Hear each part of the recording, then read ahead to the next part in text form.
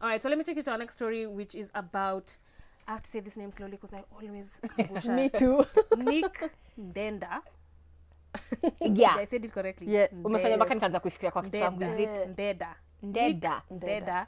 And his girlfriend Muthoni Gitau have broken up after 7 years, and of course this came as a shock to everyone, because they've always been the unconventional couple, you know, talking about how they don't want kids. I think Nick talked about getting a vasectomy. They've always been open about, you know, the unconventional way that they live life.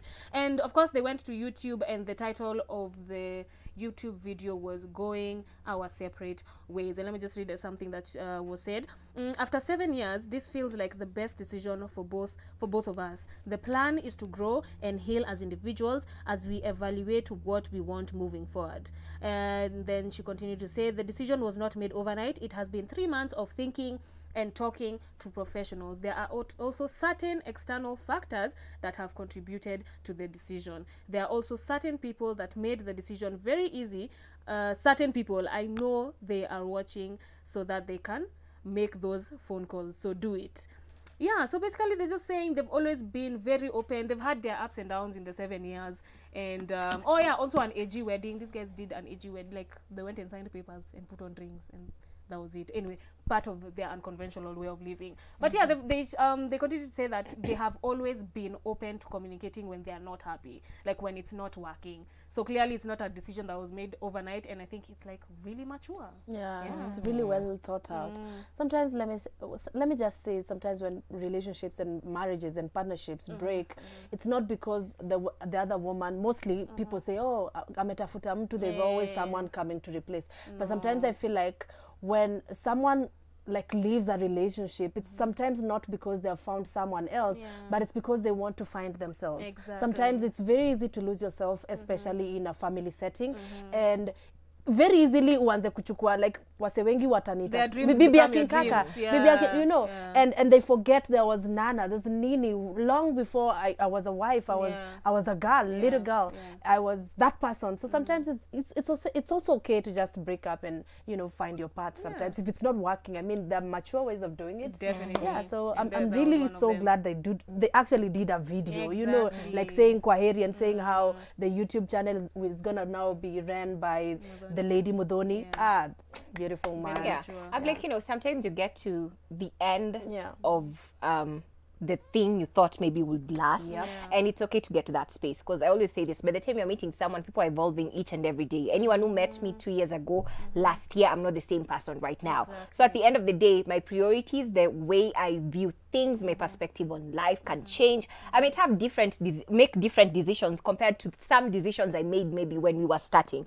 So at the end of the day, understanding the season someone is in, and if the vision doesn't complement the season you're in, what you're looking forward to, you need to understand there's no point of you guys being together and you're not happy. You're always, you know, you're not understanding each other, you're not speaking the same language, you're not on the same frequency. All the time you're like, me I want ABCD, walk like I thought to agree XYZ from Kitambo.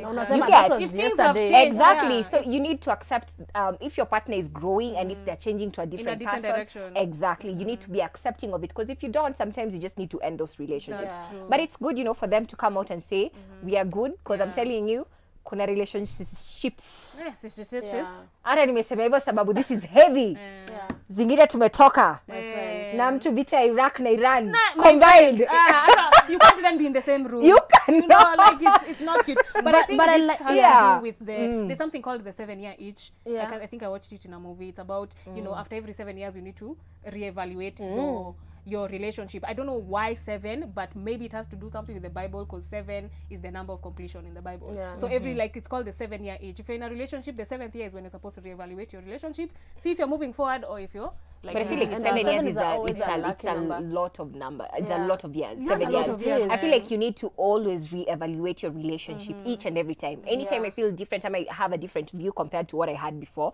If I bring it up, we need to check, okay, are we on the same? Do we still understand each other? Absolutely. 7 years, I absolutely 7 years you can get, it's a lot of time to every 1 year. Obviously you can do it every 1 year, but the 7th year is when you're like, has all these releases we've made which in is the years, okay. have they helped the relationship or have they made it worse? Because you could evaluate this year and it's good, next year it's bad. This year it's good, so you need to figure out by the 7th year, are we on like an average of good or an average of bad? You know what I mean? Usually, because I've stayed in a relationship for longer, so every year we have like an annual meeting. Like it's a business. It's sort of like a business.